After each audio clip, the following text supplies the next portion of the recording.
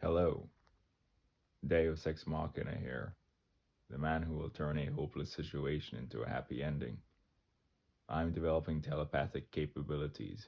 I can read all of your silly, rotten, broken minds.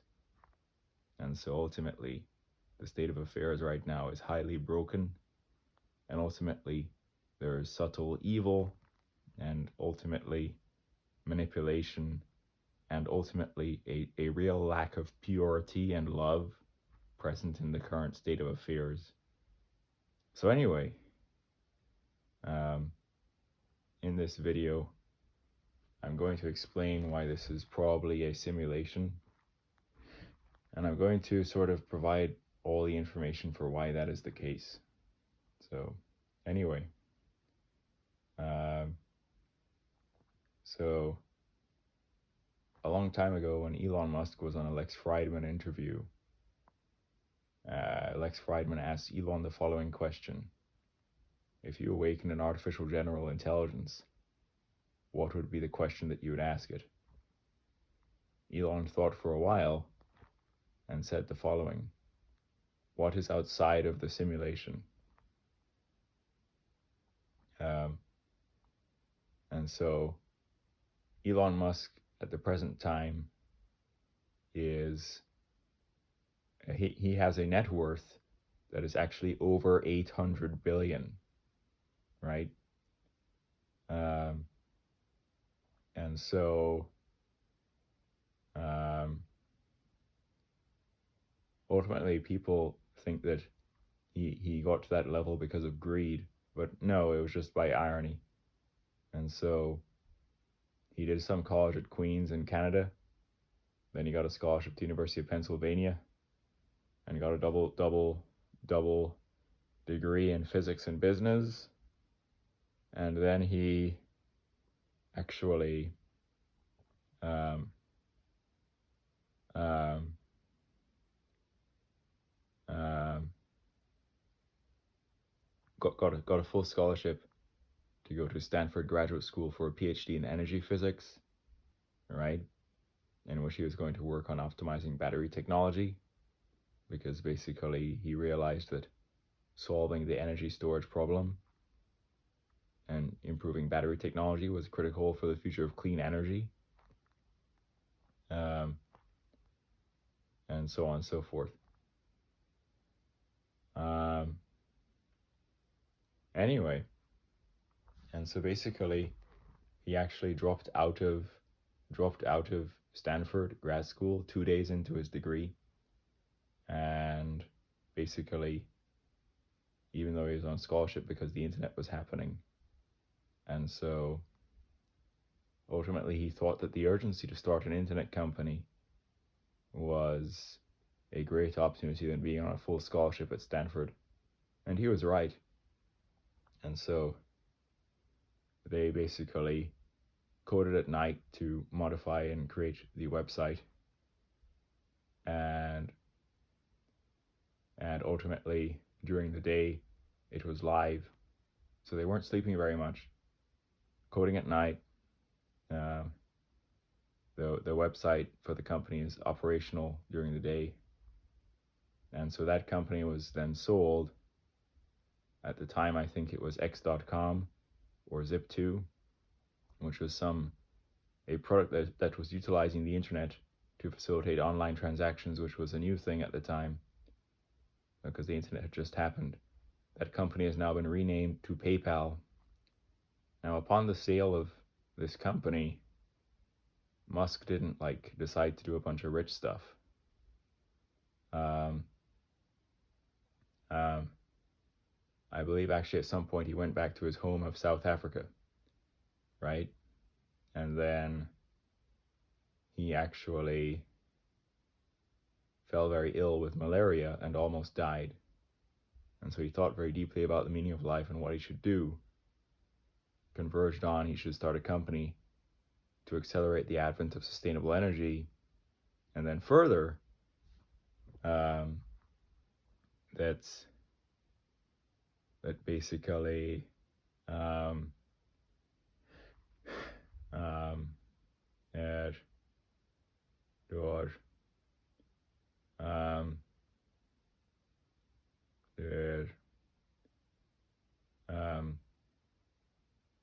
you should try to make the future exciting and expand the scope and scale of consciousness. Um, so anyway, and so no financial advisor would recommend starting a car company, let alone an electric car company. Um, and then of course private space companies are hard as well. Um, and so Elon, slept on the factory floor at Tesla for a while. For a while, he wasn't even getting a salary from Tesla. He was just paid based on how well the stock would do. And then SpaceX, the first two launches were failures. The third launch was the final, the final opportunity to actually get it right. So if that third launch failed, the company would be bankrupt. Or basically, that would have been the last of the funds that the company had. And so the third launch worked, and they got a call from NASA or the government saying that we're going to fund you. And so ultimately, the government intervened, NASA intervened, and said, okay, your third launch worked. That's the last of your funds. You have something that's working. And boom, in comes the character that turns a hopeless situation into a happy ending, which is the government or NASA funding for SpaceX for that third and final successful launch that they did when they were just starting out.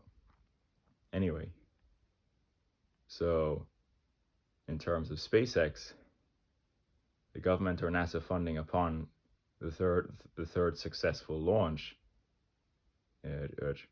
or that third attempt that was successful, the government or NASA was the Deus Ex Machina character swooping in to save a hopeless situation for SpaceX when it was just starting. Anyway, and the rest is history. Simultaneous landing of Falcon Heavy boosters, a Tesla Roadster synchronizing with Mars orbit, launched on a Falcon Heavy, and the Starship booster separation and also catching of the booster with a chopstick method on the launch tower. And Tesla, of course, one of the world's cleanest companies, right? People are like, doesn't mining of lithium for the batteries lead to emissions? The answer is yes. However, in large part at the end of battery life, the materials are recyclable. And further, there are actually many American lakes in which lithium can be extracted with minimal environmental impact. And so Tesla is not really a car company. It's more of a technology and AI company in large part. And so basically, they also produce the following. These are the Tesla Megapacks, which are energy storage devices. As per Elon going to Stanford to study energy physics for battery technology optimization, the Megapack is the Tesla's product optimized for energy storage. And so one of the largest arrays of Tesla Megapacks is in regards to the company Copia Power and their solar farm for energy storage. The thing with renewables is that the wind doesn't always blow, the sun does not always shine, and so you want excellent energy storage such that when the renewable has fluctuated or diminished, you still have sufficient stored energy for continuous power, and so on and so forth. Anyway, further, the factories, the Tesla factories, are designed to actually be net zero, right? And so basically, you get the following. I believe that The Tesla factories are designed with a array of solar panels on their roofs, and so the electricity generated by the solar on the roof um, is actually sufficient to sort of go ahead and power um, all of the electronic machinery within the factory. And so, combination of solar on the roof of the factory and then energy storage, such as the megapacks, and so on. And there was also some rendering of like a nearby wind farm to the factory as well, right? You can have sort of sustainably produced electricity, all right? Solar farm or array of solar panels on the entire roof of the factory, right? And so then all the machinery for assembly, inside the factory is running on the electricity produced by the factory itself. And there are some humans inside the factories, obviously, because the dexterity and uniqueness of the human is still in some way, more efficient than a completely automated system. Human dexterity, in certain cases, is more efficient than what machine automation can provide. Even though this is the case, the Tesla Optimus humanoid robot is doing the following. It actually is inside the factories.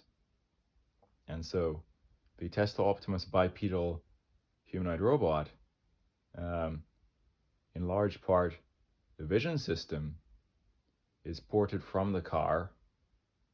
And then I believe they may have used the technique of reinforcement learning in simulation to get the Optimus to perform certain behaviors. There is a video of it folding clothes. However, I believe in that video, the Optimus was being controlled rather than this being an autonomous thing. But anyway, and so from my understanding, the hand of Optimus has 11 degrees of freedom. And so there's a video of an Optimus upon being thrown a tennis ball. The Optimus reacts, moves its hand quickly, just catches the ball, and so on, which is really brilliant coordination. The vision system is predicting the trajectory of the ball, the arm is moving, and the 11 degree of freedom hand is sort of grasping or catching the ball in midair. Anyway, now the thing about these Optimus things inside the factory, they are enhancing efficiency. All right, they have relatively dexterous hands, and they can do repetitive, boring things inside the Tesla factories. There are also wall charge mounts, such that when these Optimus bipedals reach low battery, they autonomously walk to a wall charge mount, put their back to it, and slowly somewhat squat, I believe, to latch on to the wall charge mount and latch on to the port that is on their back, I believe is the mechanism. And so then upon recharge, they go about to doing their business.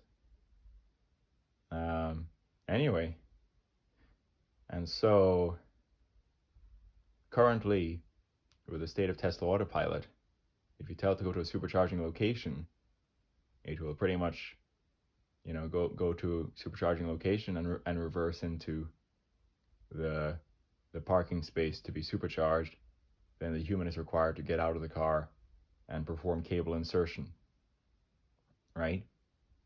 However, just like Optimus, the vision with the Tesla Cybercab, right, is the following. The Cybercab will perform wireless charging.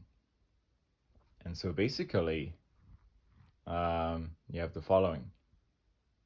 And so people are like, how in the hell can you charge something wirelessly? And so if you've studied any level of electrodynamics, the answer is electrical energy can be transmitted via the magnetic field. And so basically, just like how a standard Tesla with a cable for charging or a port for cable insertion will be recharged by a human, the Cybercab will autonomously park and align itself over a sort of source coil. The source coil will actually generate a magnetic field. The magnetic field will induce a current in the receiving coil, which is on the base of the Cybercab.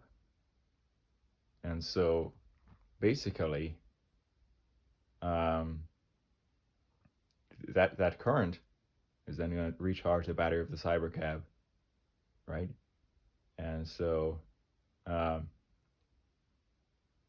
if you've understood capacitors, a capacitor is any device that can be charged, and then stores some amount of charge. And so once there's a current, you can charge a battery. And so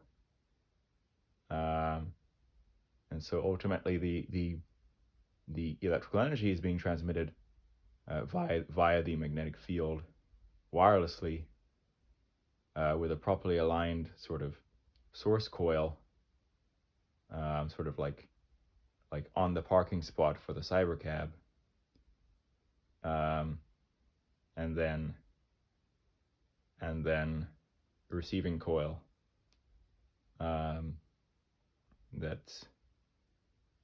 that then is going to, given the magnetic field from the source coil, induced current will then be present in the receiving coil, then charge the battery. Anyway, and so the whole idea is that mechanism of wireless charging removes the need for a human to be in the Cybercab. And so just like how an Optimus can autonomously dock to a wall charge mount, a Cybercab can autonomously park and be charged wirelessly with no need for human supervision, and then go back to being a Cybercab upon full charge. Anyway, I made a video, The Master Plan of Elon, which talks about all of his companies and how they are actually influencing each other and feeding each other. And so I won't go over too many of the details I've already said in that video. But long story short, Elon's companies, Tesla, SpaceX, XAI, Neuralink, the Boring Company, they all are actually interacting with each other. And so basically, if you watch a Star Wars episode from I believe the prequels with Anakin Skywalker before he turns into Darth Vader and Obi-Wan Kenobi, there's a scene in which, of course, Anakin free falls, and there are many layers of flying cars, right? And so this is unrealistic because, flying cars tend to be loud and use a lot of energy and are really kind of a bit impractical. And so, so basically, reasons flying cars are impractical: they're loud, they require a whole lot of energy, and so basically having multiple layers of transport above ground in the form of layers of flying cars, like in the Star Wars prequels, where Anakin is free falling through three-dimensional layered network of flying cars, right? Unrealistic, loud and inefficient. Flying cars will be loud and they'd require a whole lot of energy. And so basically the Boring Company then says, okay, if the buildings are three-dimensional, they're a bunch of skyscrapers, and people are packed into these three-dimensional buildings, and therefore the transport network is only two-dimensional, with only a single layer, which is a road network, right? Then you can ease up traffic by making the transport three-dimensional. And so there are two options for making transport three-dimensional: layers of flying cars like in Star Wars, or layers of tunnels below the surface. And so the Boring Company has made a few of them. And then, of course, there's videos of a Tesla driving through a Boring Company tunnel, and so on and so forth. But anyway, um,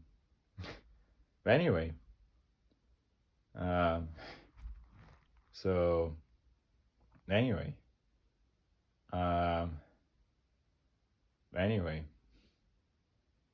and so key thing is to like how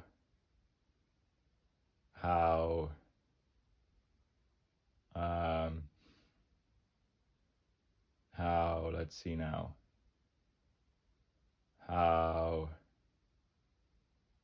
what else?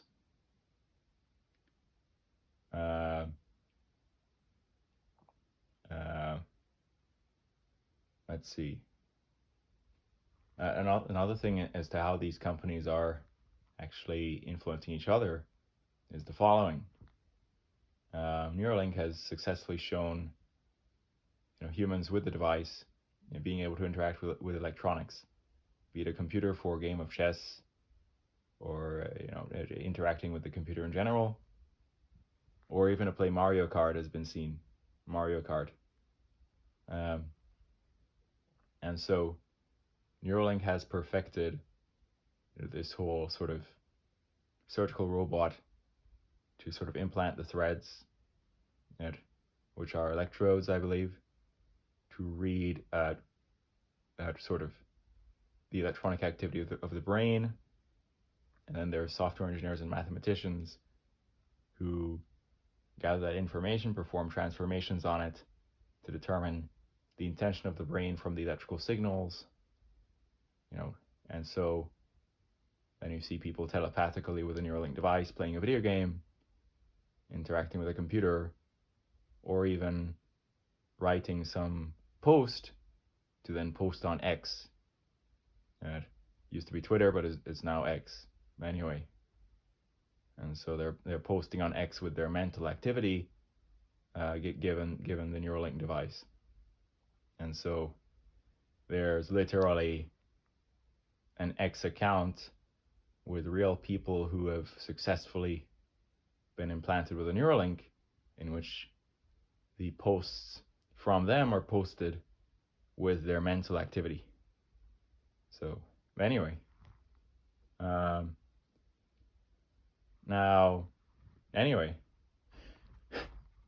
so basically,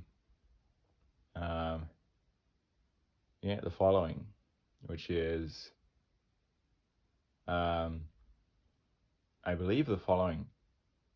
So,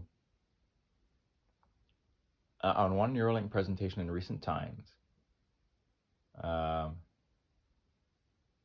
there's there was basically the mentioning of how a Tesla Optimus hand with 11 degrees of freedom, right, may be controlled by the signals coming from a Neuralink. And so, let's say a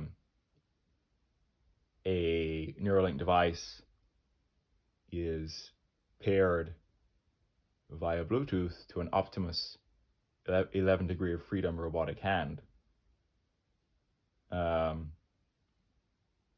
And then what's going to happen is that they showed that the Optimus hand in a presentation is sort of movable with sort of information from the Neuralink. And so as per Star Wars, in which, of course, I believe it's Luke Skywalker has his hand cut off by Darth Vader, who is his father, right?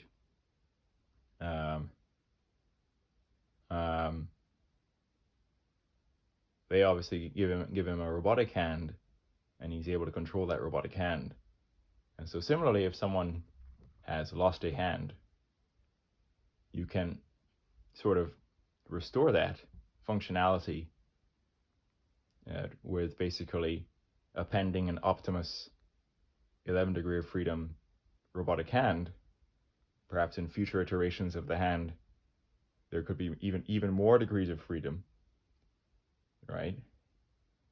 And then pair that with a Neuralink implant, and then the signals from the Neuralink implant, the person can control the robotic hand.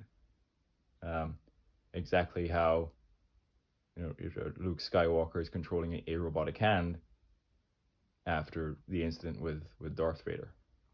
But anyway, and so this is highly realistic, and so you combine Neuralink with a Tesla Optimus robotic hand, you have the ability to restore functionality for people with amputated or lost limbs or hands or so on. But anyway, that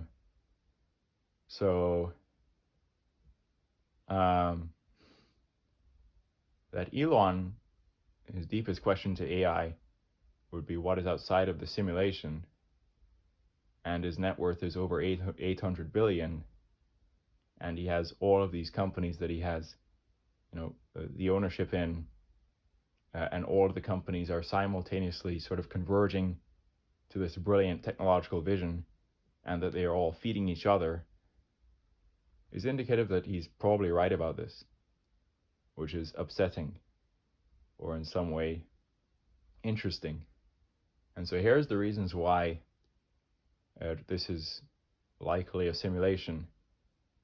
And so basically, you're going to get the following.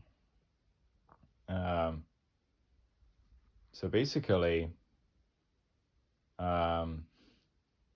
if you study any level of undergraduate physics, you'll understand that the universe has baked into it certain conservation laws. And so basically, it is conserving energy, conserving charge, and conserving angular momentum, right? And so basically, quickly, what is angular momentum? It's a vector, right? And so basically, the angular momentum vector is denoted by L, usually, and it's equivalent to the moment of inertia multiplied by the angular velocity vector. And so ultimately that quantity, which is a vector of angular momentum, is conserved, right? And so quickly, the moment of inertia is basically a measure of how dispersed, how spread the mass of something is away from its center. And so A puny female human is a figure skater. She is protruding radially from from the surface of the Earth. She is conducting a spin on the ice, right? Um, so on and so forth. And further, by the way, the physics of why sort of figure skating, why the blades have to be thin, is that sort of the extreme thinness of the blades, given the pressure from the weight of the body of the skater,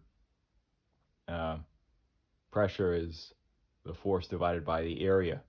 So if you make the blades very thin, you're making the area very small, right? The area in contact with the ice, and then the force downwards from the weight of from the weight of the figure skater, right, stays the same. So you have flat shoes on ice, right? Not that much pressure.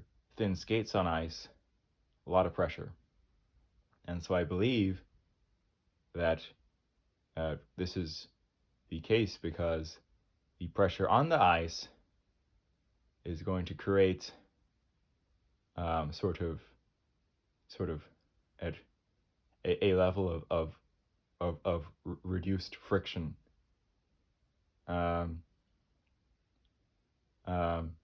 Anyway, so the pressure on the ice is high,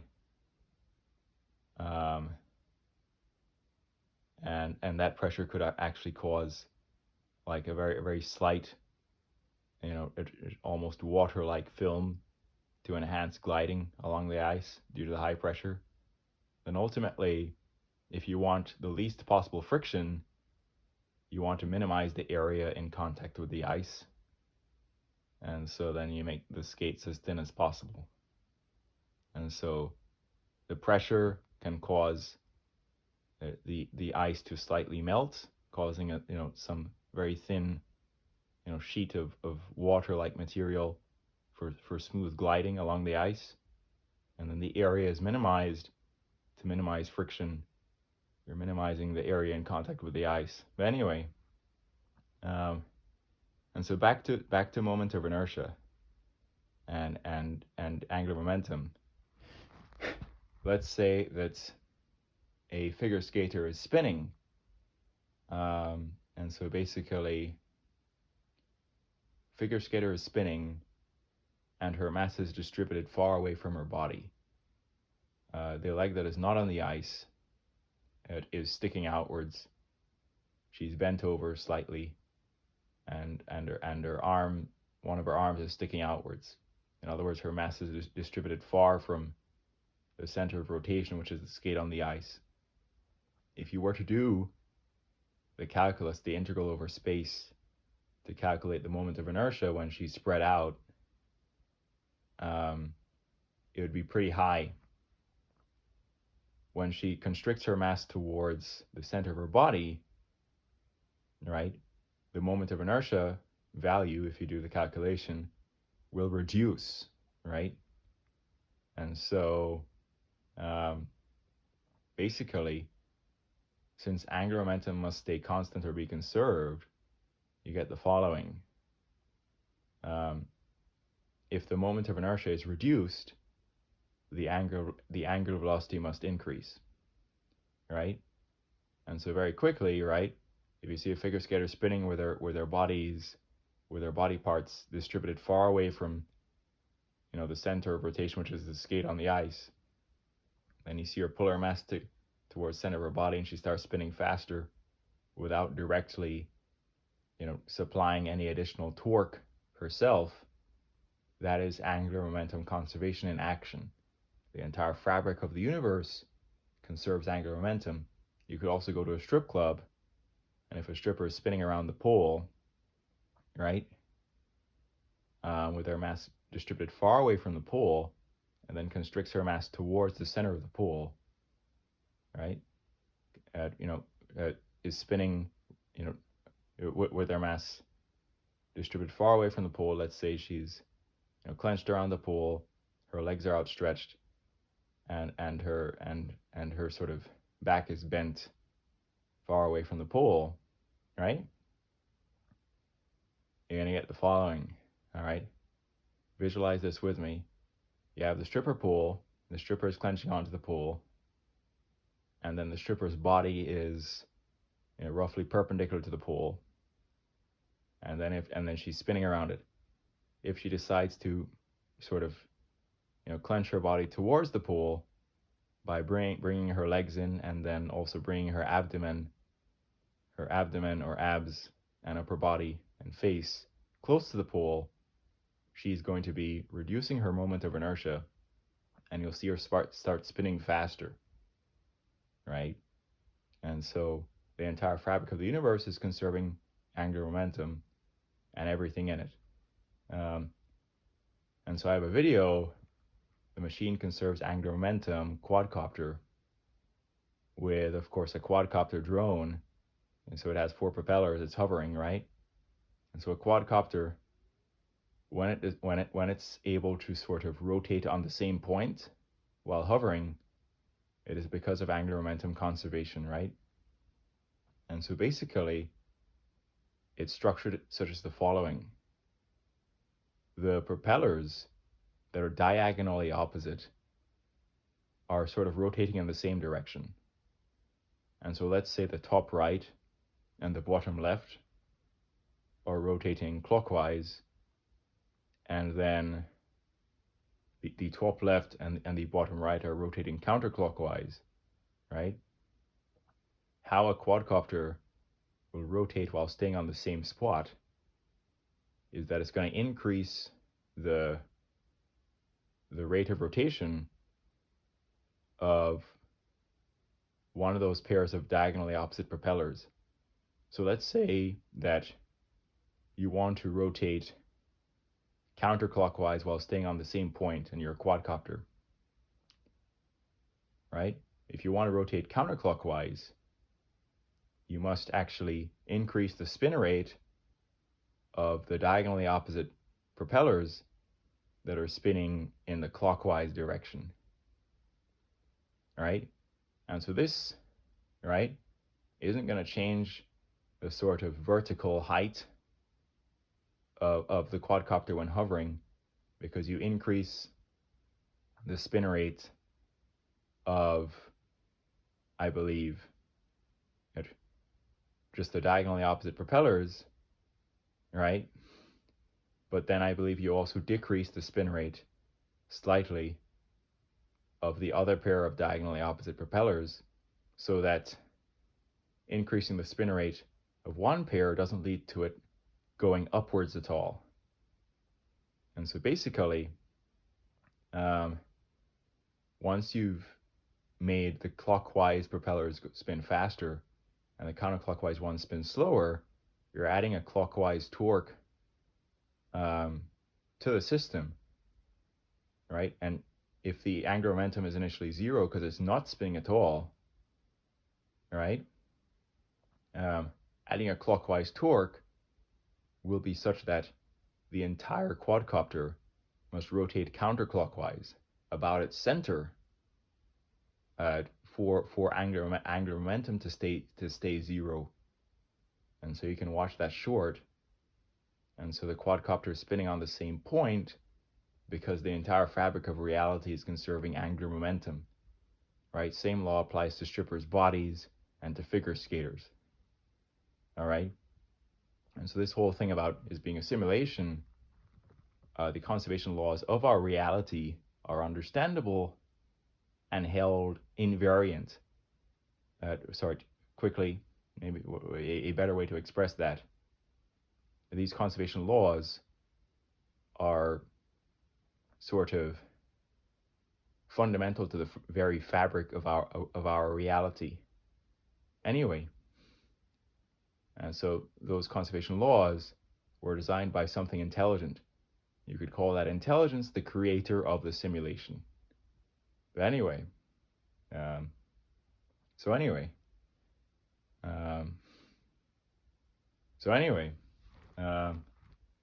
cool. Anyway, so anyway, Another quick example of angular momentum conservation. So the law of conservation of angular momentum is why the whole Earth is spinning towards the east. And so the current estimate for the age of the universe is about 13.8 billion years, and the Earth only about 4.54 billion years. Something like that. 4.54 billion years is the age of the Earth. And so a long time ago, when the sun had just formed, there was this sort of non-uniform density protoplanetary disk of gas and dust around the sun. The dense regions of that disk collapsed into the planets. And so the gas and dust that is nearer to the sun tends to spin faster or orbit the sun slightly faster than the gas further away. And so when a section that is dense of that protoplanetary disk collapses into a planet, angular momentum must be conserved. And so if the gas nearer to the sun goes faster than that further away, there's net angular momentum towards the east that is conserved upon the completion of the formation of the planet when it collapses given gravity. And so the planet Earth as a whole, right, is spinning towards the east, right, as a result of the conservation of angular momentum. And so the law that applies and explains why the planet is spinning towards the east also applies to the puny humans protruding radially from the surface of the planet, whether they're figure skaters or strippers, and also quadcopter drones that can rotate on a fixed point while hovering. Anyway, so anyway,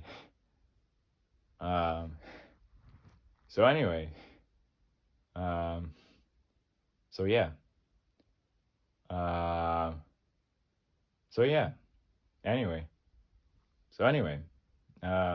and so ultimately, some people are like, okay, why does the sun rise in the east, appear to be over my head at noon, and then set in the west? The answer is because you are a puny human on the surface of the Earth, and the whole Earth is spinning towards the east. And based on where the Earth is in its orbit around the sun, right, only half of the Earth is going to be lit, the other half is going to be the dark side of the Earth. All right? And so when you come from the dark side of the Earth to the side that's lit, the sun is going to appear to rise over the horizon from the east. And then it's going to be over your head at noon. It's going to be setting in the west. And so the surface of the ground is moving towards the east really fast.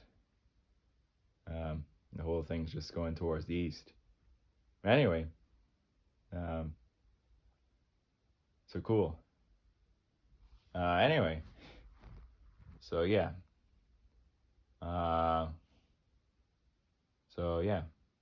Anyway, so angular momentum is only one of the conservation laws. The other one, the other one is law of conservation of charge. You can use the law of conservation of charge to derive equations involving capacitors in circuits. And then there's also the law of conservation of energy. And so the entire fabric of our reality is conserving energy, even myself as I say this. And so basically, we get the following, which is basically, I'll quickly go through conservation of energy. And so the sun is quickly just a fusion reactor. The temperature and pressure conditions are interesting, but basically fusion that the sun is doing converts 4 hydrogen atoms into two deuterium isotopes, into then a single helium. And so this can occur, this fusion can occur because the pressure due to gravity at the core, is just so high that the fusion can occur. Anyway, and so the sort of ultimately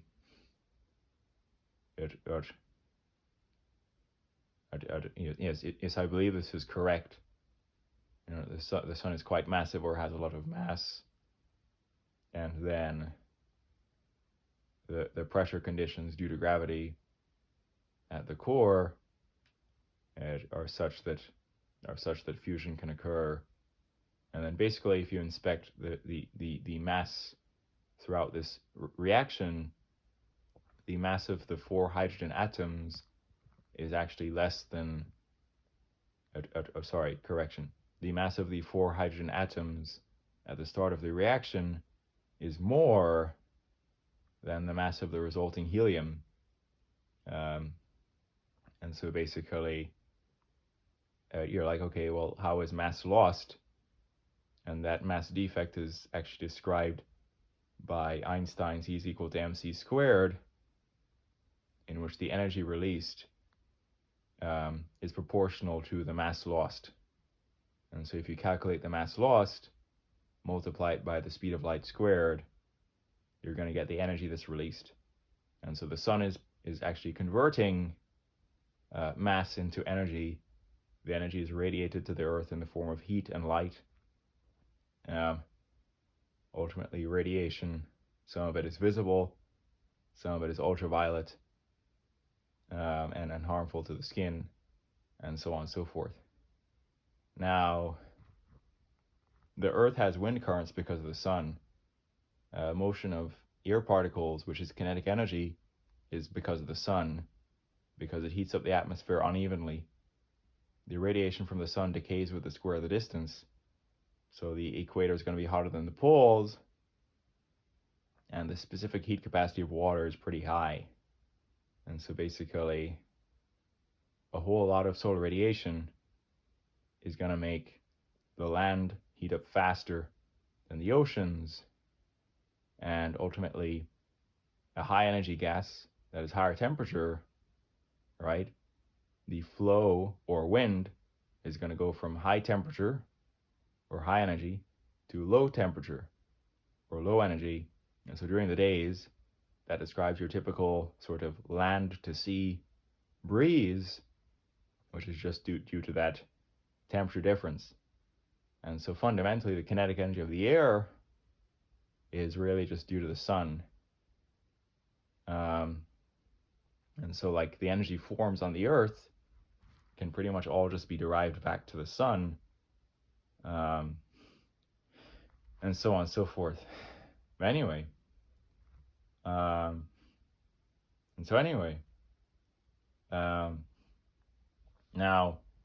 you go ahead and prop up a wind turbine, right, with optimized blades to sort of transform that kinetic energy in the air into rotational motion, and go ahead and turn a dynamo, right?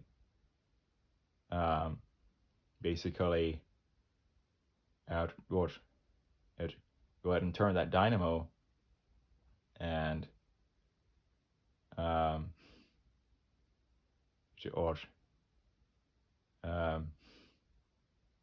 let's see. Once you have a coil rotating in a magnetic field, right?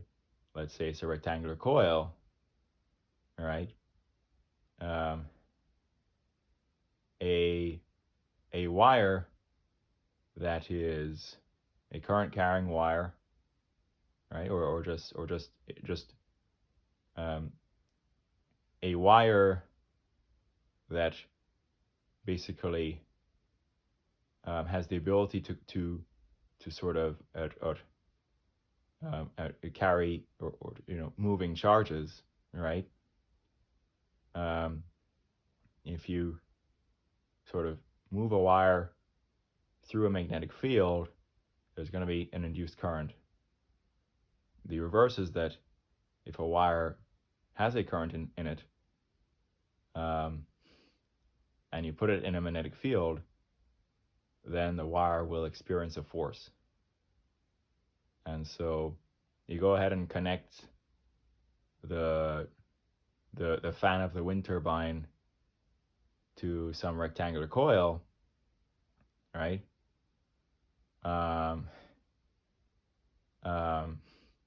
And then have like some fixed magnetic field around that rectangular coil. As the rectangular coil is spinning in the field, right, then it's going to generate there's going to be a current induced in that coil. That current can be sent off to a battery for storage, or just immediately be used to power something else, right?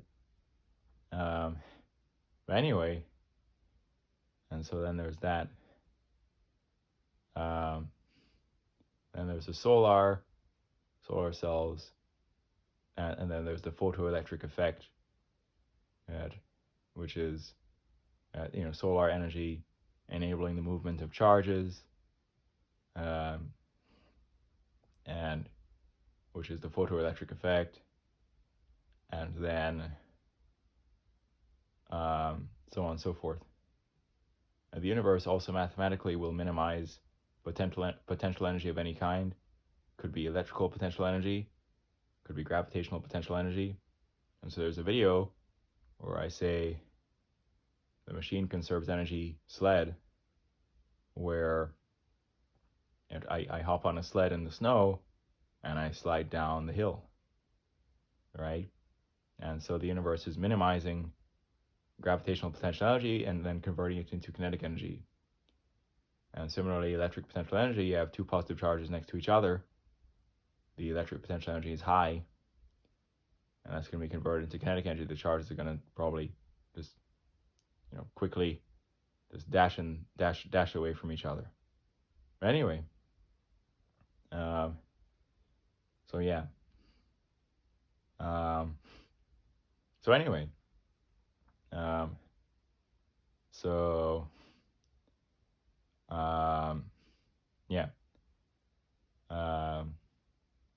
Yeah. So yeah. Now, the level to which energy is being conserved is also pretty profound in terms of plants. So let's say you have some tree, and the seed of some tree has enough energy for initial sprouting to occur. But once the first leaves emerge, the leaves start conducting photosynthesis.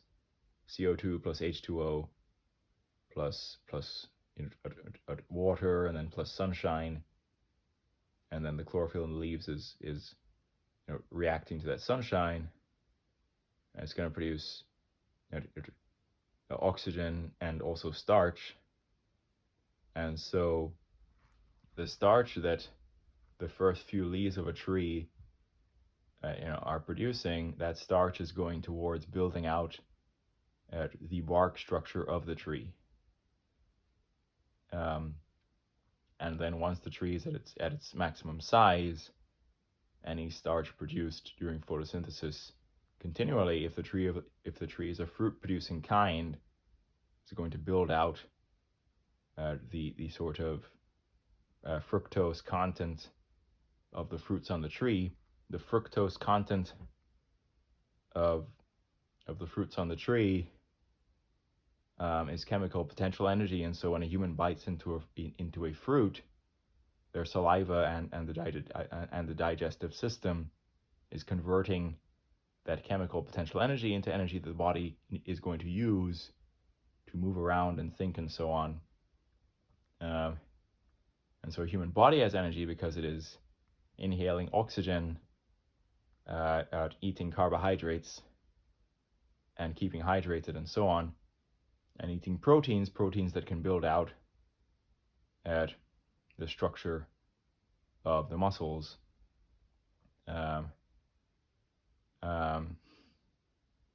And so you have this whole thing which is like, no pain, no gain.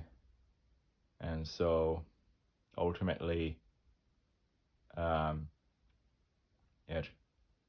if you're working out and you're not feeling some level of muscular pain, and then allowing yourself to rest after that pain and eating a bunch of protein, basically, work out really hard, feel pain, muscular pain, rest for a while, eat a bunch of protein, and then have your muscles build back stronger, right? So no pain, no gain is that you need to work out your muscles hard enough until you feel pain, right? Then you need to rest for a while and eat a bunch of protein, and then ultimately, as you're resting and you've consumed protein, the protein is gonna build your muscles stronger, right? But anyway, so for a human to sort of raise their forearm, right? The bicep is doing work on the forearm. The bicep is constricting to move the forearm upwards, right? And so um, basically, for something to do work on something, for the bicep to do work on the forearm, the bicep must have energy, right? And so then the bicep can constrict because the human body has energy because it's been consuming oxygen, carbohydrates, and proteins to have said energy, um, and so on. But anyway, um, and so that's the thing. But anyway, so anyway, um, and so to do work, you must have energy. Anyway, um, so on and so forth. But anyway, um, um, so quickly, there's more stuff. So,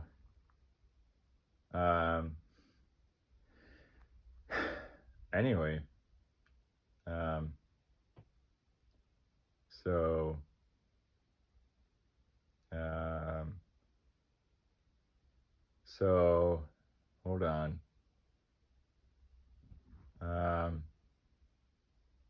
Yeah.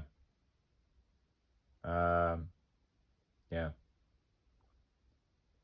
So that's gone into all this stuff about why it makes sense that this is a simulation.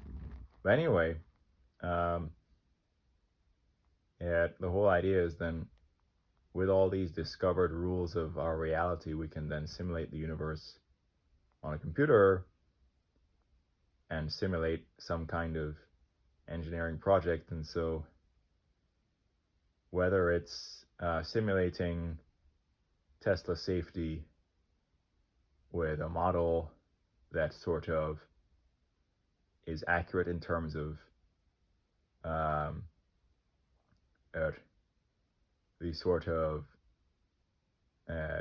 structure and sort of strength and compressibility and degrees of freedom of a Tesla, right? You can simulate safety performance in some computer simulation model.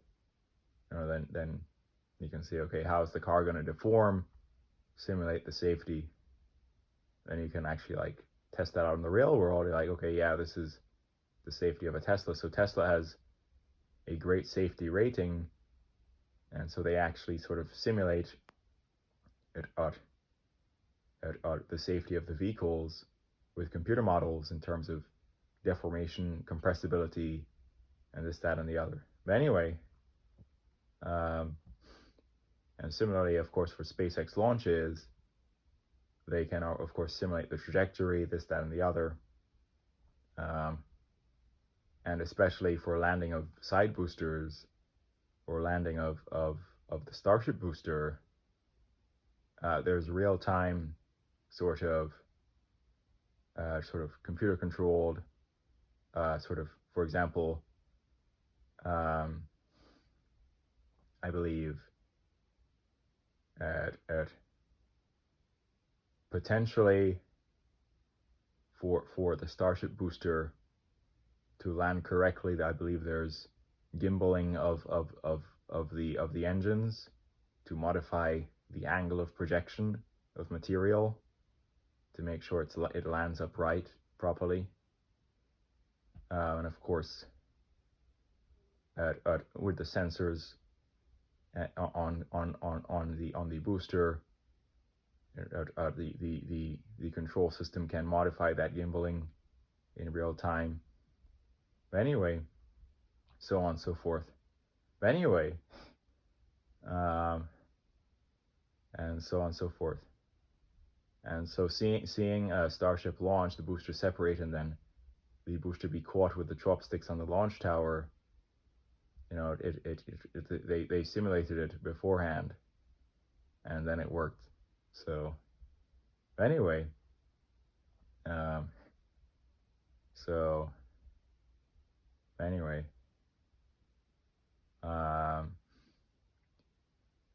so anyway,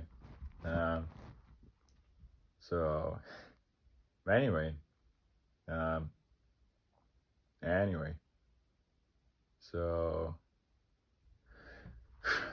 anyway, and so the other thing about this being a simulation is quantum mechanics.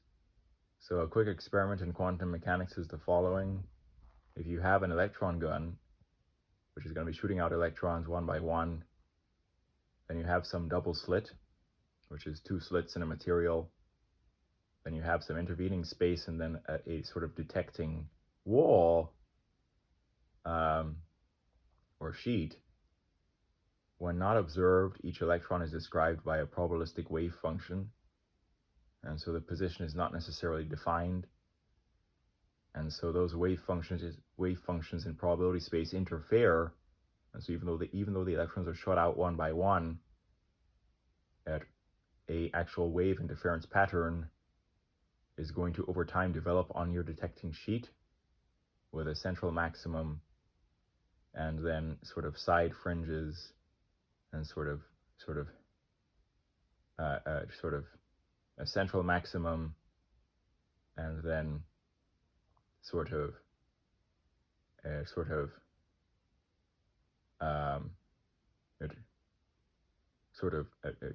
peaks as well to the left and right of the central maximum that are not as tall, right?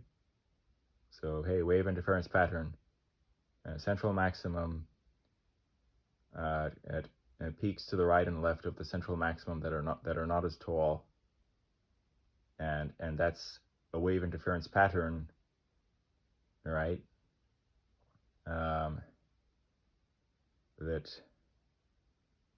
That is occurring even though the electrons are just supposed to be, fixed position particles. It turns out they're just, when not observed, just a probabilistic wave function.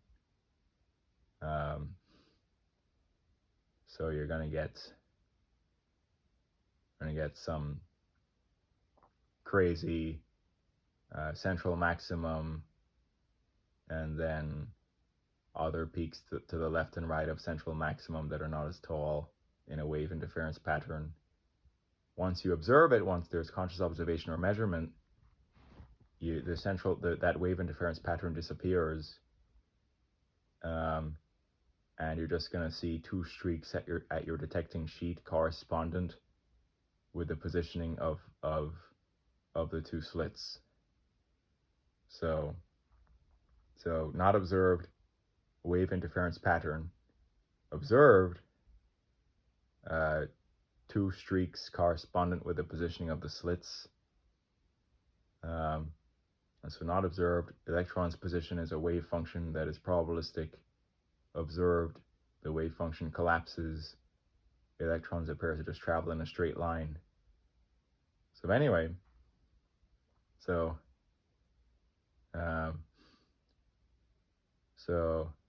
the simulation or the nature of reality seems in some way, such that there is that coupling with with consciousness and sort of collapsing of the wave function on the quantum mechanical level, which is very deep. Anyway, so yeah. Um, so um, anyway, so anyway, um, so yeah. Anyway, then there's also because it is most likely a simulation. Therefore, what type of algorithm are humans in the simulation, right? And so, let's say there is some somewhat parasitic plant in your garden, and it grows and it uses up the nutrients in the soil. It doesn't produce any food, and it's like purple and green, and it quickly sort of sprouts seeds, many seeds, and like sort of just replicates like a virus, taking up all the nutrients of the soil to grow without producing any food or being useful to your garden. That, you can model that as like a plant virus that is just replicating and trying to survive and taking up resources, right? And so humans are kind of like an evolutionary algorithm. And so we are a carbon-based life form that is doing the following. That based on certain environmental conditions, there is a mutation. If that mutation is successful or ideal for the environmental conditions, it will be selected for sexually as ideal and then be passed on to the future generations. And the strong traits are ideal and selected for and lead to sort of a reproduction of those traits, right? And the weak traits are not selected for. And so if you're like, okay, why do humans have eyebrows? The evolved reason is that actually, because of actually sweat developing on the forehead by gravity being, pulled down to, obstruct vision or the eyes, the hair on the eyebrows actually prevents sweat from getting into the eyes evolutionarily. And so, sort of, before the Homo sapiens, which are us, there were the less evolved bipedals that were hairier than us. And so humans are not as hairy as the previous bipedals and more ape-like or monkey-like things. But humans, although less hairy, still retained hair above our eyes in the form of eyebrows for the function of prevention of sweat from the forehead to obstruct vision. Also, the eyebrows function as an ability or enable a human to express more complex emotional states or more complex information with their facial expressions than if they hadn't had eyebrows. Raised eyebrows, lowered eyebrows, eyebrows that are compressed together, this, that, and the other. Anyway, so yeah. And so ultimately, what is running in terms of the algorithm for human condition is mutation. If mutation is good, it's going to be selected for sexually, and then that there's going to be reproduction, and the future generations are going to have that mutation as well. And then so on and so forth. And so on and so forth. Anyway, and so, yeah. And so basically, you're going to get the following.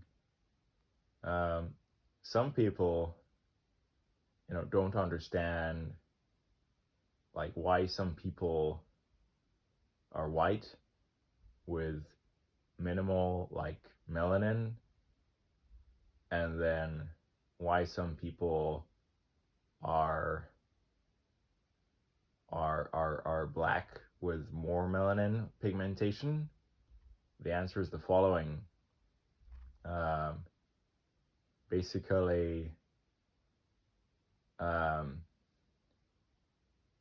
it increased melanin, it is actually a mutation, and so that mutation is ideal for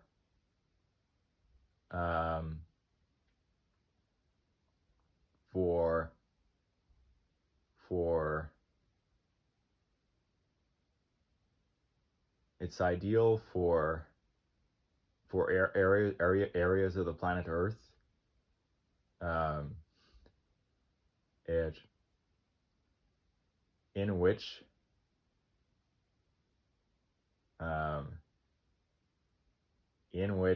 there is intense solar radiation or ultraviolet radiation that could cause damage to the skin and skin cancer. And so the humans evolving over generations in Africa, which is more equatorial than, temperate regions like Spain, areas of Europe, and the United Kingdom, right? Humans evolving in Africa, humans evolving in India, Africa and India, the solar radiation is more intense. There's more ultraviolet radiation.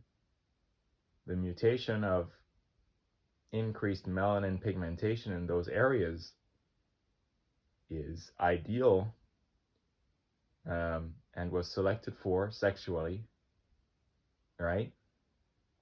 And so that higher melanin concentration is such that harmful ultraviolet radiation, when that ultraviolet radiation sort of reaches the skin, the melanin pigmentation is going to prevent damage to the skin and also prevent the development of skin cancer.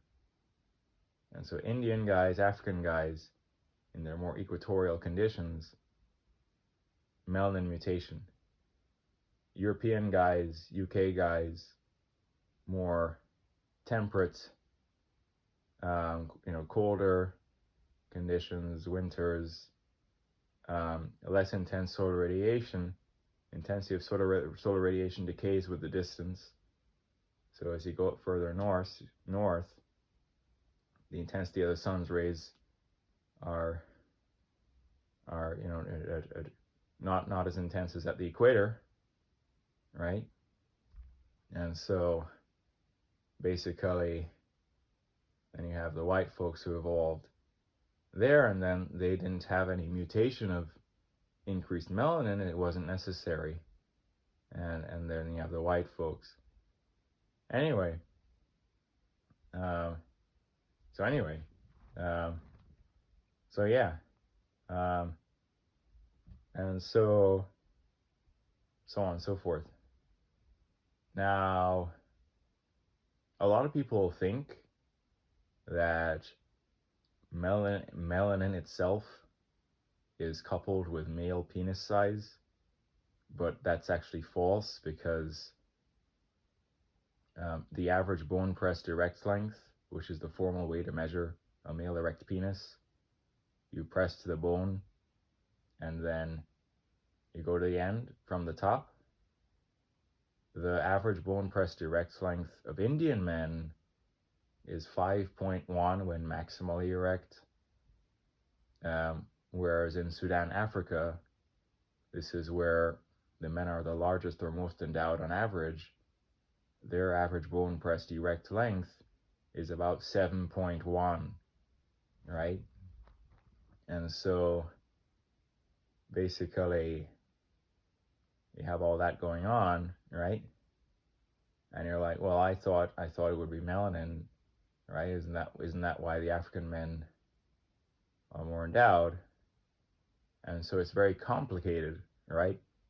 Because while the African men and the Indian men both have the melanin, what seems to be the case is that the temperature in areas of Africa was actually hotter or more intense than India. And so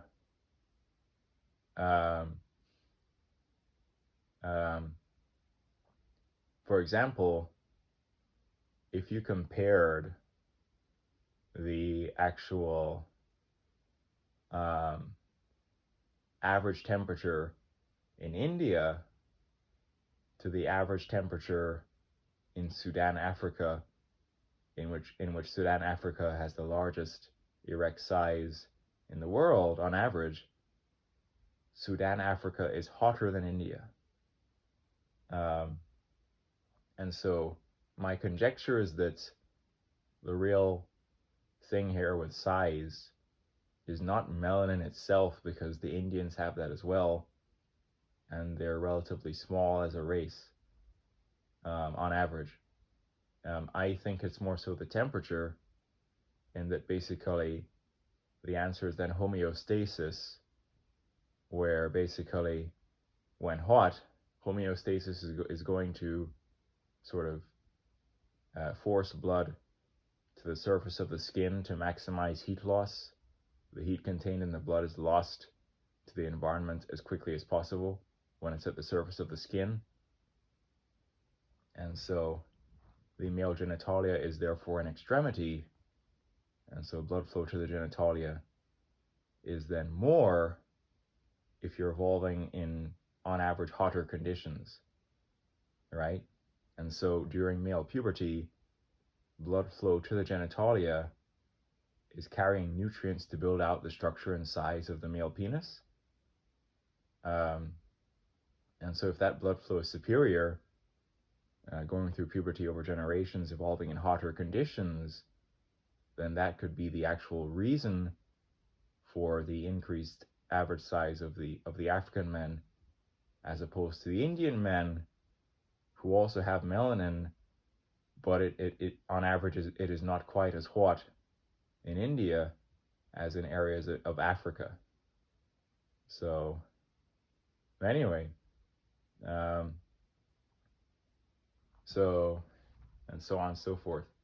Now, the white folks evolved in the temperate regions, and so when it's cold, homeostasis is going to do the following. It's going to actually make your blood go to the internals of the body, so that the heat contained in the blood is going to not be lost to the environment. And so ultimately that's blood is going away from the surface of the skin and away from the extremities like the male genitalia, right? And so all men know that when it's freezing, their flaccid size is going to experience shrinkage, and so the blood is retreating to the innards of the body. And so if you then evolve the white humans in colder temperate conditions, right, the blood flow to the genitalia during puberty and over generations that is building out the structure of the male penis is going to be reduced. And so then the average erect size is not as large. And so the average bone pressed erect in the US is like 5.6. In India, it's like 5.1. In Sudan, Africa, it's like 7.1. The Asian men are as well small, like the Indians, and so on. Now, there's also genetic variation, and there's also testosterone exposure during pregnancy, right? And so while the men with African genetics will be more endowed on average than the whites, the medically verified world record holder for penis size is, I believe, a white British male who goes by the name Matt Barr. And I believe that this Matt Barr fellow, who is white, is more endowed or larger than any sort of black male porn stars that have ever existed. Um, so on and so forth. Anyway, so on and so forth. And so you're like, okay, stereotypes, blacks are more endowed. It is true on average that the amount of African genetics will be more endowed on average. Then there is Matt Barr, who is bigger than like any black porn star, and he's white. Why? Genetics, testosterone exposure during pregnancy, some outlier thing, but Matt Barr is just larger than any black guy, pretty much, even though he's a white British guy. Anyway, um, um, anyway, and so on and so forth. Now, anyway, and so I'm not fully white, and I'm not fully black. I'm mixed. I'm a light skin. I'm a brown man. The black in me makes the hair on top of my head and my beard somewhat curly.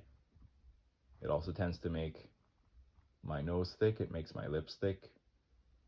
I've been to a pub before, and a person has analyzed my facial information and said, "Hey, you're black." And so in America, when you have even a moderate percentage of black genetics in you, you may be identified as black. And so basically, I'm a light skin. And so there are Showa humans who do not grow much from their flaccid size to maximally erect. Then there are grower humans who do grow much from their flaccid size to maximally erect. And so myself as a grower human, right, when I'm warm and flaccid and relaxed, my flaccid is probably going to be, let's say, 5.5 inches, right? And then under ideal conditions, if I'm healthy and fit and warm and hydrated, I grow to an unexaggerated peak bone pressed erect length of at least around 8.5, right? And so this is in completely unexaggerated terms, right? And then I'm about maybe 6'3.5" when standing barefoot. So unexaggerated. And so males exaggerate dick size, exaggerate height. And so I recently went to some doctor checkup, barefoot, stood up, tried to stand up straight, made sure they put the termination for measurement not, on top of my hair, but when I could feel, contact with the top of my head or scalp itself. And I came up as maybe 6'3.5". I'm not sure if I was standing up perfectly straight. Maybe I wasn't standing up precisely perfectly straight, but I'm somewhere like 6'3.5" barefoot, no exaggeration. And then my BPEL is going to be at least like 8.5 at peak, no exaggeration. Sometimes it could approach nearer to 9, but a safe bet without exaggeration is that I'm at least like an 8.5 BPEL at my peak. All right, but anyway, so somewhere between 8.5 and 9 is my peak. All right, in that like sort of high 8s to like nearly 9 kind of peak bone press. Somewhere between 8.5 and 9. Anyway, so yeah. Anyway, so anyway, so yeah, yeah. Then there's obviously girth. And so in terms of girth around shaft, I'm like over 6 inches around. Tends to be a bit wider than I am tall in terms of girth distribution. Then like thicker head or glans that is like 7 inches around, right? Um, so then basically, like safely, I'm barefoot at least 6'3.5". My peak bone press direct length is safely at least 8.5. My shaft girth circumference is going to be like over 6, wider than tall, slightly wider than tall. My head girth is going to be like 7 inches around, right? My flaccid or unaroused size when warm, maybe like 5.5. Then I grow to at least 8.5. Anyway, so anyway, um, so anyway, um, now, so on and so forth. And so anyway, um, um, for reference, 8.5 unexaggerated is actually very large. A good way to determine the unexaggerated bone press sizes of male porn stars, for example, is to go ahead and ask Grok, based on the Reddit frame analysis community, where they do estimation of actors' peak size. What is the community consensus for this actor's size? If you ask, for example, for Anton Harden, he's actually only about 5'7" and relatively skinny. And so Grok is going to spit out that his realistic peak bone press is like 8.5.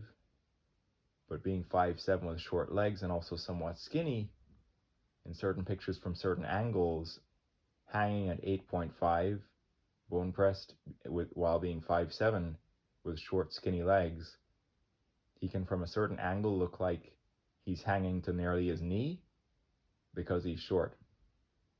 But realistically, Anton's BPEL is like 8.5 on a 5'7" guy, right? And his legs are really short, right? And then often you could pair him with a girl that's extremely petite, a girl that is actually like 5'3", right? And then you get like a visual effect of size popping, right? But anyway, so on and so forth. Anyway, and so I'm like 6'3.5" and like 8.5 at least, and Anton is like 5'7" and like 8.5. So anyway, so anyway, um, and then like further, not all of the black males will be thick. There's Hollywood Cash, and he is one of the thinnest green lighted Black.com porn stars, and so on. And so like Matt Barr, who's the world record holder white guy, is way bigger than Hollywood Cash, and so on and so forth. But anyway, um, anyway, um, um, then there's now Julio or The Break, who was the biggest, and so Julio was bigger than Anton, right? And so Grok will say the rough community consensus for Julio's peak bone pressed was about 9.5, right? And so because of the exaggerations of the porn industry, you have the notion, okay, 10 plus, right? Anton at 5'7" and about 8.5, the porn industry exaggerates for marketing purposes to 11 inches.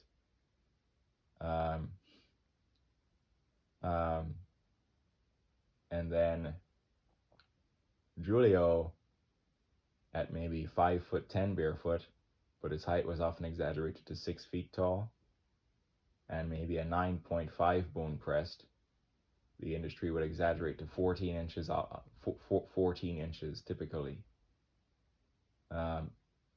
At where Julio's dick attaches to his body, you can see an over 1 inch sort of pelvic detachment or deformation, which looks abnormal. You can usually see that visual sign when someone has conducted suspensory ligament release, which is a ligament cut to enhance appearance of length for pornographic effect, make it look longer. But he also had sickle cell anemia, which led to episodes of priapism, which actually tends to cause, potentially could cause damage causing a compromised suspensory ligament, leading to a naturally occurring pelvic detachment that wasn't the result of intentional surgery, but he appears to have some kind of odd pelvic detachment. And further, his priapism episodes from sickle cell anemia, right, also tend to lead to swollen tissue, right? And so Julio was one of the thickest performers, right? And his girth was largely natural because of his health condition.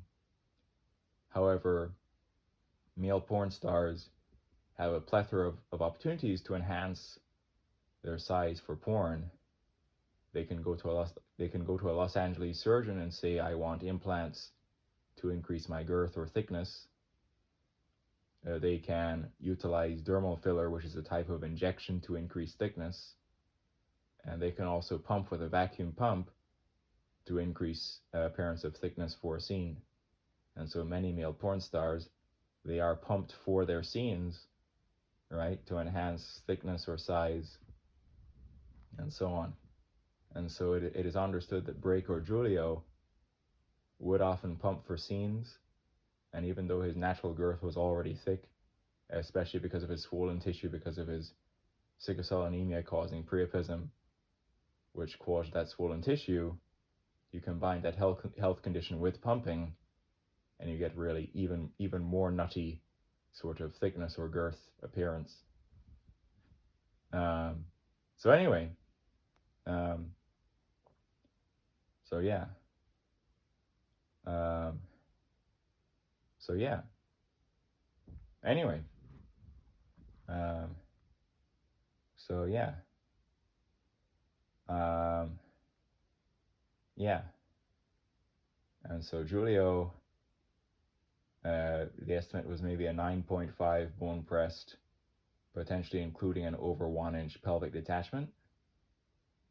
And then between 6.5 and 6.75 shaft girth circumference when not enhanced with pumping.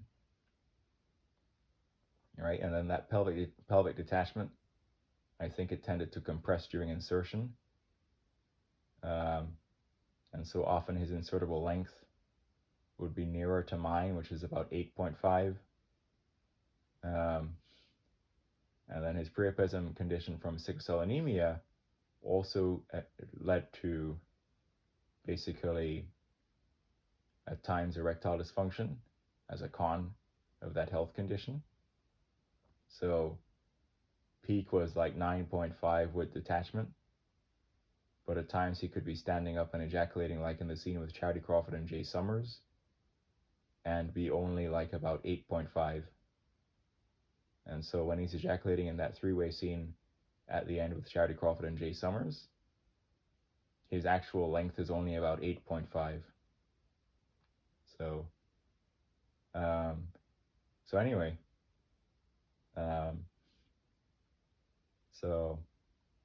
anyway, I know this because my 8.6 inch L'Oreal shampoo scales him perfectly with sort of my grabbing the shampoo the way his left hand is grabbing his dick, and the size of our fingers matches perfectly in terms of, as a scaling reference, my fingers on the shampoo, his fingers on his dick, his left hand on his dick.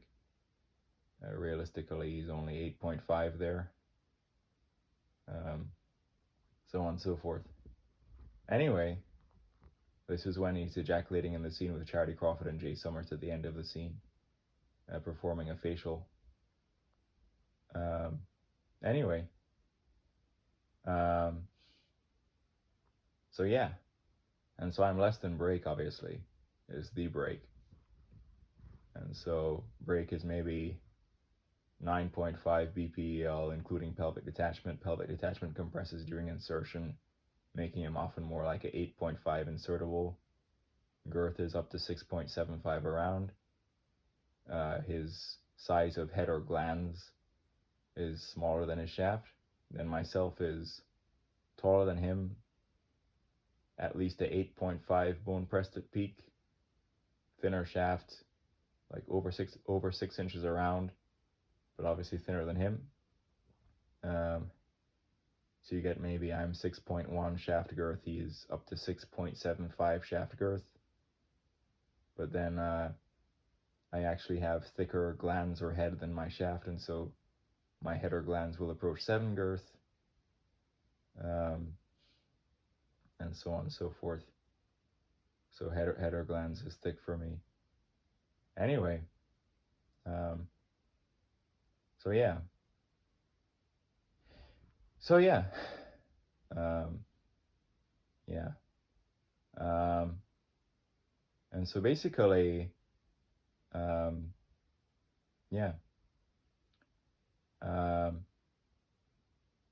Anyway,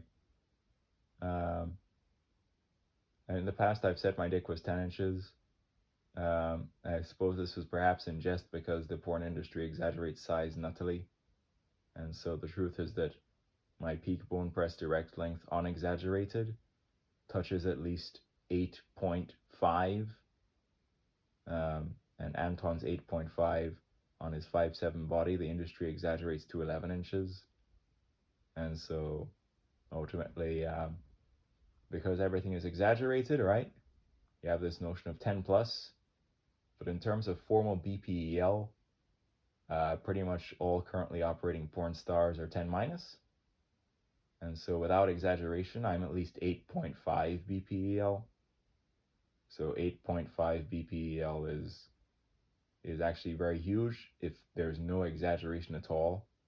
And so that's safely what I am. Sometimes I could actually, be extremely close to 9, but it's going to vary. And so the safe thing is that my peak is going to lie somewhere between 8.5 and 9, and so on. Anyway, and so I have to be very careful that I'm saying the truth at all times. And so a true statement is that my unexaggerated peak bone press direct length is at least 8.5. So anyway, yeah. Anyway, and so Anton's 8.5 is exaggerated to 11. He's 5'7" with short legs, so he could look like he's his whole thigh from certain camera angles. I'm like 6'3.25" without shoes. Sorry, I'm 6'3.5" without shoes, and so with very long legs, and so I'm also 8.5, but just tall. Anyway, um, anyway, um, anyway, anyway, um, anyway, and so anyway, in early experiences in intercourse, I had a lot of sexual naivety, and so to maintain your peak size during practical intercourse, your arousal level can't fluctuate. So you have to be like actually into it continuously, turned on, aroused by your partner. And then further, leg strength, core strength, and cardio strength need to be perfect so that exertion doesn't lead to any reduction from your peak size, because it's all about blood flow. And so if there's cardiovascular or blood flow demand for your muscles, having to exert yourself during intercourse, you don't want that to take away from your peak size. And so early experiences in sex, sometimes arousal level wasn't perfect. Sometimes exertion could lead to reduction. When I'm sitting down on the couch and a woman is bouncing on me in a cowgirl position, I don't have to exert myself at all, so that I'm easily at my peak. The second time I had sex in my life, the woman involved was 11 years older than me, and she said she reached orgasm 4 times. She was bouncing on me in Cowgirl and had a leg shaking orgasm. I saw that happen. And then she said it was 4 orgasms in total, which I suppose is good. Also, as you get more sexually experienced, you tend to be able to have better sensitivity control and fight like premature ejaculation. And so if a male is having, frequent sex, sort of the ability to last longer and have sensitivity control is improved. And so male porn stars are often able to maintain their peak size going at full throttle without premature ejaculation. They're quite professional at that. Anyway, um, anyway, um, so anyway, and so I increased in sexual knowledge. I improved my leg strength, my core strength, and my cardiovascular health. And I decided to do a standing photo shoot as if I were a porn star. And so there's a standing picture where I'm at my full height and at least 8.5 bone pressed. For my height, which is quite tall, protruding at like at least 8.5 bone pressed from my body will not look especially long because of my height. But basically, I took an image of Julio kneeling performing insertion, in which his pelvic detachment tends to compress, and scaling it by size of head, distance from back of our necks to nose, and the width of our thighs, accounting for the fact that I am taller with a longer torso. I got a rough to scale image with myself and break. And so in terms of the length, we're looking to be roughly the same at either because he's not at his peak, not quite at his peak, in that his peak with detachment is 9.5, and so his peak with detachment is 9.5. But then if he's not at his peak, he could be 8.5 still with his detachment. But even if break is at his peak of like 9.5 with detachment, during insertion that detachment compresses, and so then he's 8.5 anyway. And so in the image scaled with me and break, the lengths from point of attachment of dick to body to head or glands are about the same. The thickness of shaft, I'm thinner. And so I said I'm maybe 6.1 around, he's maybe 6.75 around. And then he has a smaller glanzer head, and I have a larger glanzer head. And so it's a very funny picture, but it's roughly to scale. I'm taller. The size of our heads is the same in terms of, not in this case, not head in terms of glands of dick, but head in terms of, actual head above shoulders. And so the size of our head above shoulders is the same, and the width of our thighs is the same. I look a little bit taller with a longer torso. It's roughly to scale. The lengths look the same. The shaft girth, I'm a little bit thinner. I have a larger head in terms of, this time head referring to glands of the dick. I have a larger glands of the dick. And overall, with this roughly to scale, based on my calculations, we look to be actually visually quite comparable. It's a very funny image. And so on and so forth. Anyway, and so I figured like everything out, how to maintain peak size. I must be hydrated. I can't be tired or sleepy. I need to actually be aroused by the woman. I need to have optimal cardio, leg. I need to have optimal leg, core, and cardiovascular health. And cardiovascular health. And then further, I can't be sick. And so when I did that standing photo shoot, I was healthy. And then in that real picture, I look to be comparable to break when scaled approximately. Um, um, but then what happened by irony in recent times is that I caught some airborne flu-like virus that gave me a high fever. The high fever killed my sperm count and hydration level.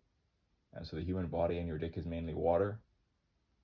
And then the virus in general made me low energy and low libido.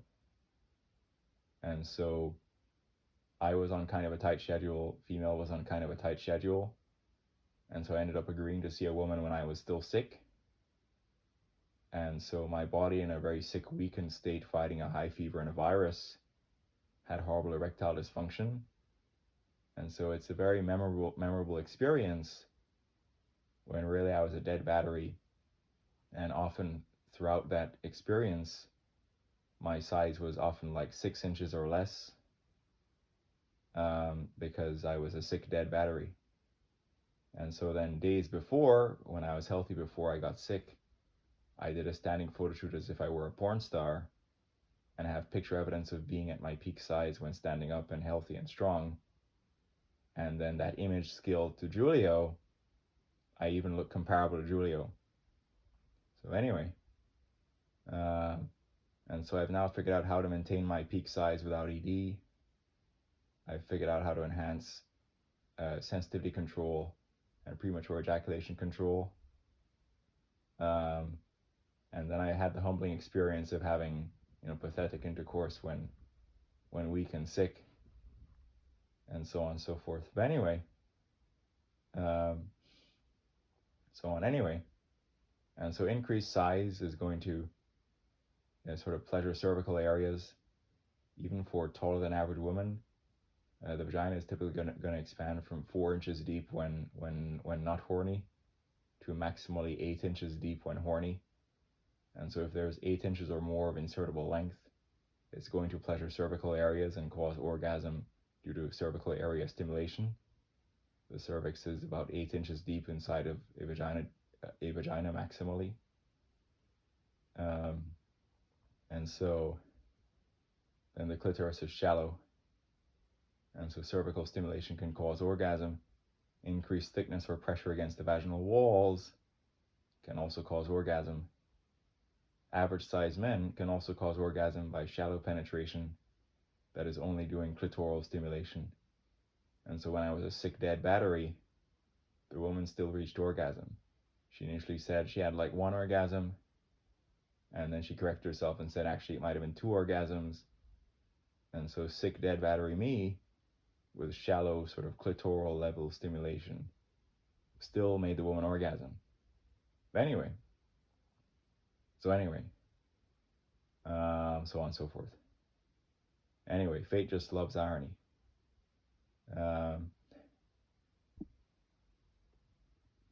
Continuing from here, while indeed size may lead to increased orgasm count, because sort of shallow clitoral stimulation can lead to orgasm, however, cervical stimulation and increased girth leading to pressure against the vaginal walls can lead to a higher probability of orgasm. And so my parameterization of at least 8.5 bone pressed at peak over 6 shaft girth tends to be wider than tall, and then 7 girth at head. Female at one point said her orgasm count was 4 with me.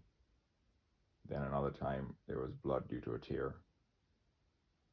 And the female vagina really expands to about 8 inches deep at peak, even if the female is taller than normal. She said the blood was not due to period, and she was not losing her virginity.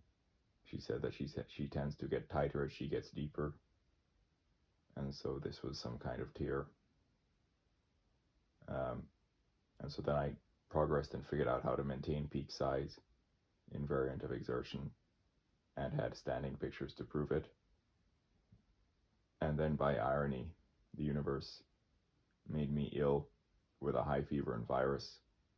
A high fever kills sperm count and hydration level, and the virus It kills energy level and libido in general, making you a dead battery with erectile dysfunction if attempting sex when ill. And so in Christian marriage traditions, you tend to be able to say you are marrying in sickness and in health. And so in health, my size led to what women said there was 4 orgasms.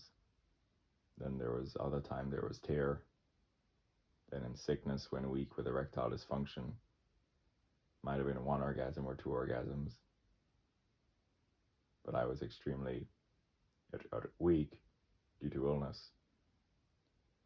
And so all of you are just quite rotten, and so I intend to turn a hopeless situation into a happy ending. Just like, male penis size varies, female vagina size varies. And so the Chinese women are actually smaller vaginas than the Western women. A study was done to prove this. And then the Chinese men have smaller BPELs than the Western men. They are evolutionarily a good fit for each other. And so I simply seek to find who I'm evolutionarily a good fit for. But ultimately, the world is just a rotten place with a bunch of people who want each other to go nowhere. And so because the quantum mechanics presently is indicating that via mild telepathy, their brains will think I'm some kind of 2-year-old. Like, no, 1, you're a phone, you're small, you're 5. This, that, and the other, blah, blah, blah. Because all of you are rotten. And so the flaw with the human condition is that the brains are just jealous and have schadenfreude and largely want to see each other go nowhere. And so, potent, take standing pictures, I'm ready to go. Then a bunch of people would be happy that I got very sick and therefore had erectile dysfunction. Now, Break, who had a high, right? Then he, by irony, after his high, after many crimes, including an assault and choking crime, actually I believe is now incarcerated, and the sentence was 15 years or more because of basically a bunch of crimes. And so after his high, then he has extended pain, 15 years or more of pain in jail. But anyway, I'm not jealous of anyone. I intend to turn a hopeless situation into a happy ending. Anyway, so, but nothing's pure anymore. It's just all rotten. I think size is determinism. So anyway, yeah. Then now, quickly going back to the final thing with regard to the main topic of this video, which is that this is a simulation.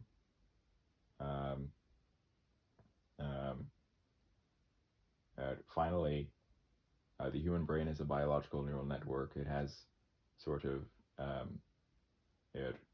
axon dendrite pairs, and so there are spikes of electrical activity called action potentials, and so on. And so the philosophy of Tesla Autopilot was that if a human is a biological neural network with eyes, then sufficient sort of external looking cameras and a sufficiently powerful and trained full self-driving computer could perform driving functions in a way that was safer than human with machine precision. And so the content on the channel, which is Tesla navigates some rural gravel road, is that the car is currently so good that it can drive pretty much everywhere, including a narrow, sort of undulating rural gravel road. And so I didn't get this on camera, but I recently actually did a no intervention, no disengagement trip from a rural home to another home, including the narrow gravel road section with traffic coming in the opposite direction, in which it sort of the cars pulled over, and then the Tesla continued. And sometimes the Tesla would pull over and let the other car continue on the gravel road, all the way to driving onto the paved road further out and parking at the destination. And so I didn't catch it on film, but not even a single disengagement or intervention from parking from parked at a row home in a gravel road network to the destination, including dealing with oncoming traffic on the narrow gravel road. And so quickly, the mathematics of a neural network is you have a bunch of layers, and there are neurons in the layer, and basically each neuron in one layer is connected to all the other neurons in the successive layer, and so on and so forth. And so you're taking an input, and so the input in this case is visual. The Tesla neural net is a convolutional neural network that is really good for edge detection and object detection. And so basically what the mathematics is that the things that tune a neural network are the weights and biases. And so basically in one layer of the neural network you have a bunch of neurons. The weights determine how important the neuronal output is. And so linear algebra, you just have like a row vector and a column vector. And so the row vector is the neuronal output of a particular layer, and then the column vector would be the weights. Or you could have it be the other way around, where basically the row vector is the weights for that layer. Column vector is the neuronal output. Multiply them, and then you add the bias, and that goes to the neuron on the next layer that it's connected to. And so ultimately, when you're training a neural network, you're basically just fitting the weights and biases to make the network maximally predictive. And so basically, you do many iterations of training. You do backpropagation calculus, and typically as well, you're going to do some form of gradient descent. A typical one is stochastic gradient descent, where ultimately, if you could imagine some sort of three-dimensional space that has undulations, mountains and valleys, and so you want to find the minima, the global minimum. And so basically, the function you're finding the minimum for is the loss function, which is the difference between the predictions of the convolutional neural network and the correct answer. And so when you're finding the minimum of that loss function, you're making the prediction accuracy of the network increase, and sort of the variables that you're sort of trying to find the optimal values for are the weights and biases. So once the weights and biases are optimal, the loss function is minimum, and the prediction accuracy of the convolutional neural network is maximized. And so quickly, the outputs of the convolutional neural network, other than just correct sort of object classification, like this is a car, this is a stop sign, the fundamental output is among the set of possible operations of acceleration, braking, and turning left or right, how those actions should be performed in real time, and the severity of said actions. And so ultimately it's an output vector, and so the vector is four-dimensional in terms of like acceleration, braking, turning left and right, and how severely in real time. And so basically you know, in linear algebra you have like, sort of like, dimensionality of stuff. And so let's say your vector is four-dimensional, or it's like a vector in which the four dimensions are as previously stated, then the output is how severely, if at all, should any of those four actions be performed. So let's say braking is on 5, which is like moderate braking. Then another time braking could be 10, which is extreme braking. Same thing for acceleration and turning left and right. How severely those actions are to be performed in real time is the ultimate output, other than simple object detection and classification. So check out the self-driving videos of the edge case of a very rural gravel road. Anyway, this is all I've had to say. Deus Ex Machina out.